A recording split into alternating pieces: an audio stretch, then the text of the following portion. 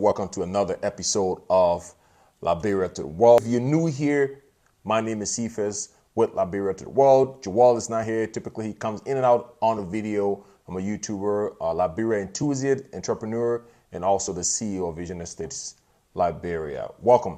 Anyways, let's jump into today's video. Today, I'm going to talk about a couple things. One, of course, just unraveling or peeling back, revealing this deep secret that if you were just getting into the real estate scene in Liberia, you're not going to be aware of, you will not know, and it happens up to today, still with people in the diaspora building in Liberia, and even those in Liberia building, this happens to them because people reach out to me all the time. I've seen it. I've seen people try to do it to us, and basically it happened recently to a subscriber of mine who project I'm doing. And so I decided to let's bring this back to life. I've talked about this before earlier, but let's talk about it again. Basically, it's going to dive a little deeper into what this is. Now, before I jump into that, let's go back and talk about the application for the mortgage program in Liberia. A lot of people have been reaching out. A lot of folks have been asking, and a lot of people have been applying. So if you haven't heard, Vision Estates partnered with SESO Global and Ecobank Liberia is offering mortgages for construction loan mortgages for folks living in the diaspora like yourself. If you've ever thought about building before, right? If you're in the process of building, or if you have a project like you want to build, basically come to us. We do your, from everything from your soil testing, land acquisition, also your floor plan blueprint and the 3D renders, and we do the cost estimate. Basically, all you got to do now is just be able to fund 30% of the total cost, construction cost of your project, and we'll go through our application process with EcoBank and try to fund 70% of that cost. And then you pay over 8 years. Now, I have made a couple videos. I'm gonna link one up here. Just click on that to watch the video on the mortgage program. I dive a little deeper into that and where to apply and things like that. But as always, I'm always going to put the link in the description where you can just apply right away. I will say we're about to close the application process, basically to do the first batch of applicants. A lot of folks have been applying, so go ahead and do that today. After watching this video, go and click and apply right away, right? Just have your application in, the pipeline. And then, if you need more questions too as well, you can always reach out to me directly. Also, when you do apply, you will be reached out by one of our processing team, our team lead, Juliet. So just be aware, Juliet McCoy. Juliet has a Ghanaian accent. Our team is built of people from, West Africa, and also people from the US, as well as, UK and Canada. So one of our guys will reach out to you. Just know that, because I have a lot of people reaching out to me and say, hey, I have somebody who reached out to me after I apply. People are like, hey, I didn't know if it was going to be you yourself. So basically, I myself or Joel or people from my team are not going to be reaching out to you for the application part. The application part is through SESO Global and EcoBank. So those guys will be reaching out to you. We are the developer. We are, part of in the middle of this whole program, basically, that we kind of put this whole program together for the diaspora. However, when it comes to the development part of it, when the real estate part of it, basically, that's when you will see us in the mix. However, I will facilitate the entire process and things like that. So click the link below or click the card up here and watch that video. But that's what is going on right now. You can get funding for your building in Liberia, and also you spread that payment over 8 years. Before we're only offering 2 years, now it's 8 years. And prices of the home ranges from $30,000 to $155,000, depending on what you're looking for. Our median price is $55,000. The most popular home that we have, which is our 2-bed, 2.5 bath. Those are almost sold out as well. However, some folks are reaching out to us who want to build on their own properties, and we're looking at that. We're looking to facilitate. It's a case-by-case basis, though, but we're looking to facilitate that. But let's jump into today's video. Today, I'm going to talk about 6 or 7 things, or 6 or 7 ways why you keep building in Liberia. You spend a lot of money, but your project is not completed. Again, people call me every day. I visit people's project every time, and work has not gone anywhere. Another lady reached out to me 2 weeks ago. She spent $70,000 for houses that doesn't have a roof, right? And that, again, that's because of so many reasons and so many hands involved. So let's peel back. Let's see how all of these people are involved in orchestrating this massive problem that's currently going on in the real estate market in Liberia. Now, first thing I'll tell you is the building material prices is going up every day in Liberia. However, even with the prices going up, building in Liberia is affordable. You definitely can. It's not something that should cost you an arm and a legs. Basically, how do you call it? Relatively, of course, cheaper as well, right? Very affordable. However, a lot of people have been trying to build, but then they're not getting anywhere. And here's the reason why. Number one, let's start with the engineer. Now, the engineer basically will be, of course, the person who is in charge of the entire construction process, the person who will be, dedicating, the person who will be subcontracting and things like that. That's the guy who has the contract. The contract is in his hands.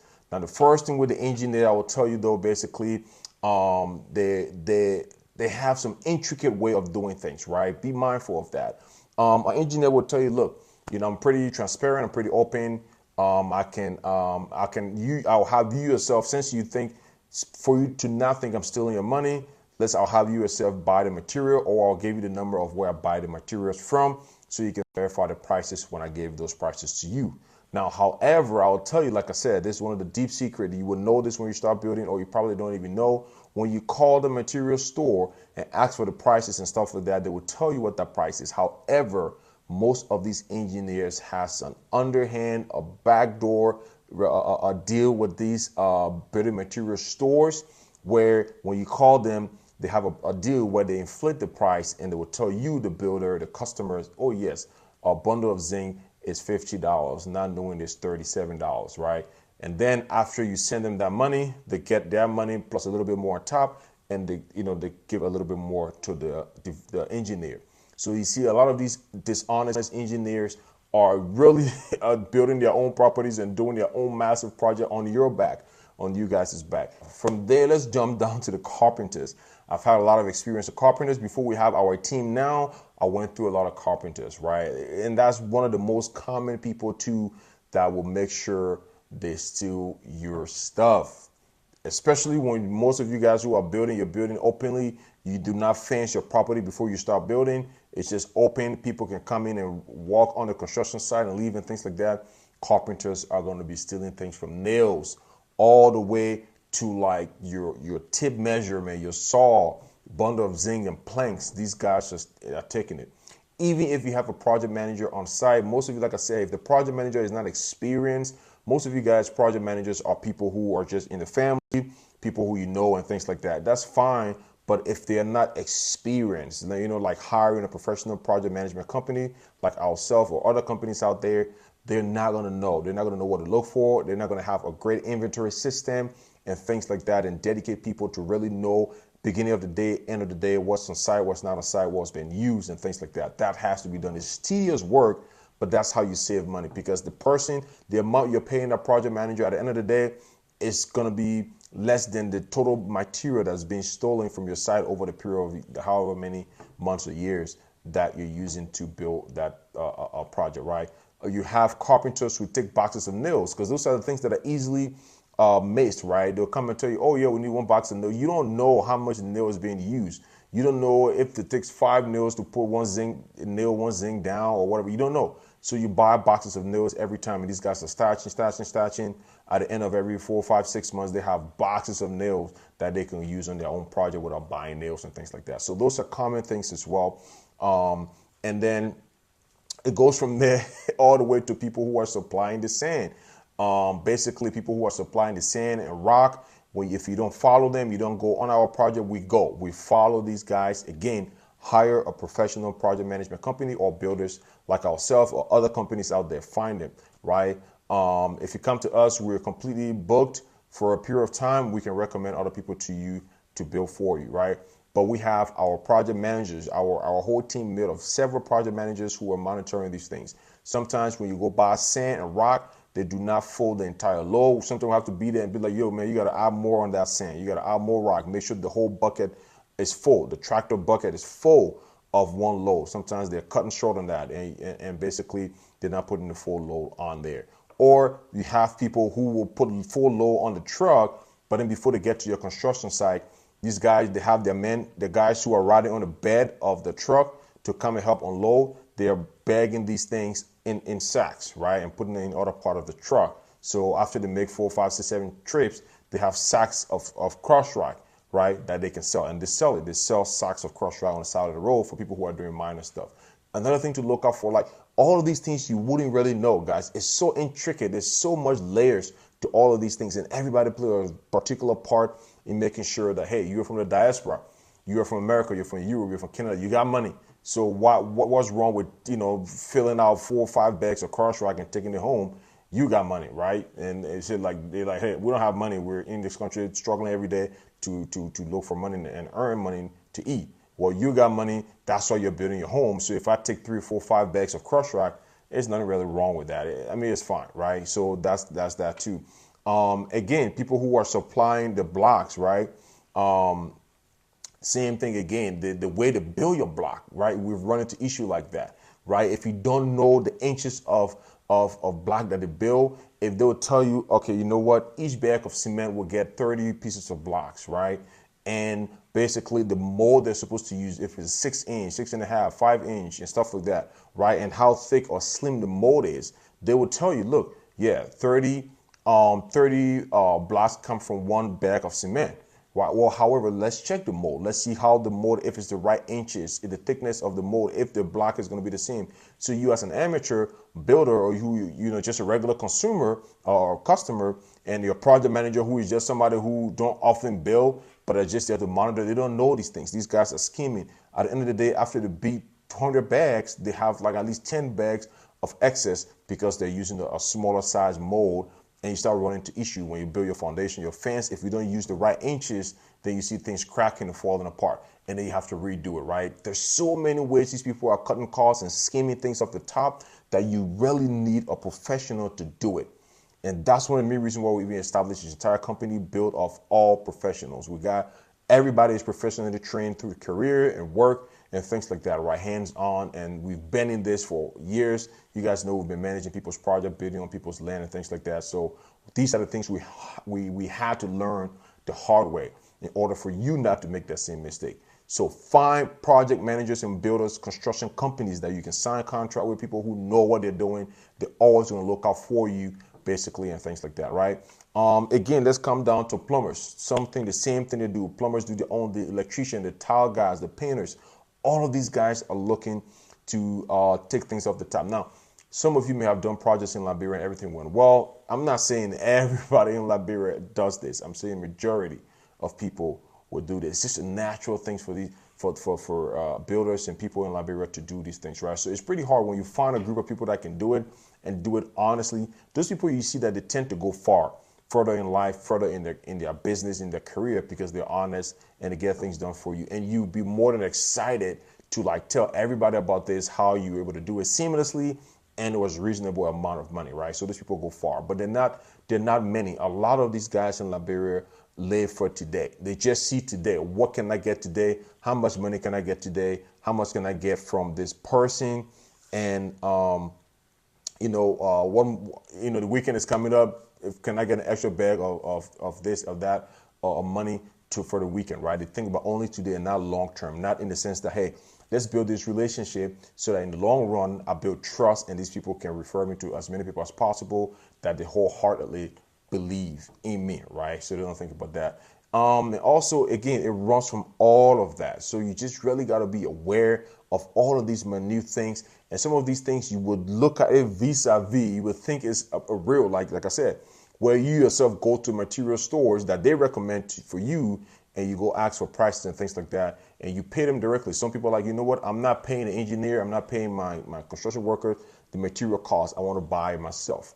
Again, the one mistake is like they'll be like, oh yeah, there's a material store here, go buy from there. They're recommending places that already have that relationship with, and then when they go there, these guys already inflate the price and on the back end they split it. Sometimes don't be the store owner, just be people who work there and they split the money with the engineer and things like that. So several things to look out for when you're building in Liberia. At the end of the day, building in Liberia is very affordable, but these are the reasons why people run into issue that they are building months and months and months and months, years, and the project cannot complete. The stories are too many, and it's frustrating for people living in the diaspora. Another thing I want to say though is if you're building a big project, give it, like spend a little bit more money, give it to a company who handle things like that. Oftentimes people try to cut costs. I get it. Saving money is always priority when it comes to sourcing vendors and things like that. However, if you just try to save too much money, what happens is you're putting your project into the hands of a small company or a team of people who are stuck in their ways. Another thing too is you need to like see how have these people grown. If you've seen a construction company or a construction team that have been doing the same kind of construction for the past 6, 7, 8 years, 10 years, I've met so many of these guys. That tells you these people are not willing to grow. They're not willing to invest in themselves. These are the guys who you put big money in their hand. They haven't handled big money at a time. They're screwing you over. Don't be like, save money, but don't save money to the detriment of yourself, of your project. You know what I mean? Get a professional, get into contract with them. They're going to charge you extra. They're going to charge you money for their service, right? Peace of mind costs money. Peace of mind is not free. You know, freedom is really not free. Peace of mind is not free. So pay that extra money, get into a contract. No, these people are not going to come back to you. We, for instance, we're not going to come back to you every 6 months and be like, oh, we need this, we need that. No, when we give you a quote, and we give you an estimate, and we sign that contract, that's kind of what it is. We have the strategy, the means of securing all of those materials right away to make sure, you know, because the fluctuation in prices for materials is crazy all over Africa. Even in Liberia, 1 minute price would be this for that, the next minute this with the dollar and the rates and the things. All of those things affect the economy, everything, right? It affects the prices of things. Labor costs in Liberia kind of stays the same relatively, unless you meet a guy who just have so many jobs. He might charge you more, of course, because of he has option, also his experiences building upon itself. But yeah, so don't focus too much on saving money, because at the end of the day, you're going to spend a lot more down refixing things, repairing things, and things like that. But that's just want to bring that to you guys' attention. Again, my name is Cephas. Don't forget to like and share this video as well. And also, all the links is in the description for the Diaspora Mortgage Program. Go ahead and apply. We're about to close the window pretty soon because we've had a good number of applicants. But also the funds that the bank has set aside to fund this this kind of like program, the first time ever in Liberia, is not unlimited, right? It's a set amount of budget. So when that money runs out, we'll fund it before we open round 2. So you want to make sure you're in the first round, and get the amount they're looking for. Again, just if you're building in Liberia, if you're buying one of our states, our homes we have from 30 to 150,000, basically 2, 3, 4 bedroom homes, and we're building in Marshall and Foley Town on the highway. So check it out. Check out the website for the homes. Check out the mortgage site. You can apply there directly. I would recommend go apply right now. Just put in information. Juliet's going to reach out to you and help you through the application process, or you can reach out to us directly. There it is, guys. I'm shooting this on a Sunday. I might post this on Monday or Tuesday, but happy week. Don't forget to like and subscribe. Have a good one.